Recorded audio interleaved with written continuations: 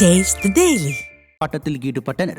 நெடுஞ்சாலைத்துறை கோட்ட பொறியாளர் அலுவலகம் முன்பு நடைபெற்ற ஆர்ப்பாட்டத்தில் தேர்தலின் போது திமுக அறிவித்தபடி 41 மாத பணி நீக்க காலத்தை பணிக்காலமாக முறைப்படுத்தி ஆணை வழங்க வேண்டும், மாநில நெடுஞ்சாலைகளை தமிழக அரசே பராமரிக்க வேண்டும், சாலை பணியாளர்களின் வாரிசுதாரர்களுக்கு கருணை அடிப்படையில் வேலை வழங்க வேண்டும் உள்ளிட்ட கோரிக்கைகளை வலியுறுத்தி ஸ்டாலினின் ஃபெயிலியர் மாடல் அரசுக்கு எதிராக முழக்கங்கள் எழுப்பினர். வேலூர் மாவட்டம் காட்பாடி அருகே சுடுகாட்டிற்கு செல்ல பாதை இல்லாததால் இறந்தவரின் உடலை சாலையில் வைத்து பொதுமக்கள் போராட்டத்தில் ஈடுபட்டனர். கிளித்தான் பட்டறை பகுதியில் ரயில்வே பாதையை தாண்டி சுடுகாட்டிற்கு இடம் ஒதுக்கப்பட்டது. இந்த சுடுகாட்டிற்கு செல்லும் வழியில் உள்ள ரயில்வே கணவாயில் தண்ணீர் தேங்கி உள்ளதால் உடல்களை எடுத்துச் செல்ல முடியாத நிலை உள்ளது.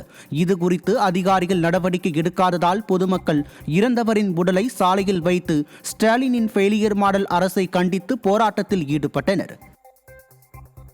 கிருஷ்ணகிரி மாவட்டம் தண்டேகுப்பத்தில் 6 லட்சம் ரூபாய் மதிப்பிலான பாதாள சாக்கடை திட்டப் பணிகளை அதிமுக சட்டமன்ற உறுப்பினர் அசோக்குமார் பூமி பூஜை செய்து துவக்கி வைத்தார். பொதுமக்களின் கோரிக்கையை ஏற்று சட்டமன்ற தொகுதி மேம்பாட்டு நிதியின் கீழ் நடைபெறும் இப்பணிக்கான துவக்க விழாவில் அதிமுக ஒன்றிய செயலாளர் கன்னியப்பன், அமைப்பு சாரா ஓட்டுநர் அணி மாவட்ட செயலாளர் ஆர்ஜி உள்ளிட்ட பலர் பங்கேற்றனர். திண்டுக்கல் மாவட்டம் பழனி அருகே காவல்துறை அதிகாரியின் புகைப்படத்தை பயன்படுத்தி அதிக வட்டி கேட்டு மிரட்டுவதாக பாதிக்கப்பட்ட நபர் மாவட்ட காவல் கண்காணிப்பாளர் அலுவலகத்தில் புகார் அளித்தார். தொப்பம்பட்டி பகுதியைச் சேர்ந்த முருகப்பிரகாஷ் என்பவர் கார்த்திக் என்பவரிடம் 3 லட்சம் ரூபாய் கடனாக வாங்கியுள்ளார். இதற்கு அதிக வட்டி போட்டு கார்த்திக் 42 லட்சம் பணத்தை திருப்பிக் கேட்டுள்ளார். பணத்தை தராவிட்டால் சொத்துக்களை எழுதிக் கொடு என மிரட்டியுள்ளார்.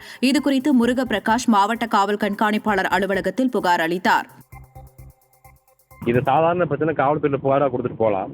பட் ஆனால் இந்த இடத்துல அவர் பணம் கேட்டு செட் பண்ணுறப்ப பயன்படுத்துறது என்னுடைய பணம் இல்லை, எனக்கு பின்னாடி சில முக்கிய புள்ளிகள் இருக்காங்க அப்படின்னு சிலருடைய பெயரையும் குரல் பதிவில் சொல்கிறது இல்லாமல் ஒரு பிரபலியமான ஐபிஎஸ் அதிகாரினுடைய படத்தை வந்துட்டு வாட்ஸ்அப் மீடியா முகமாக வச்சுக்கிட்டு யார் யார் இருக்காங்கன்னு பார்த்தாலே தெரியுன்ற மாதிரி தோணியில் வந்துட்டு மிரட்டும் தோணியில் வந்துட்டு என்னுடைய கிளைண்ட்டை பேசியிருக்கிறாரு.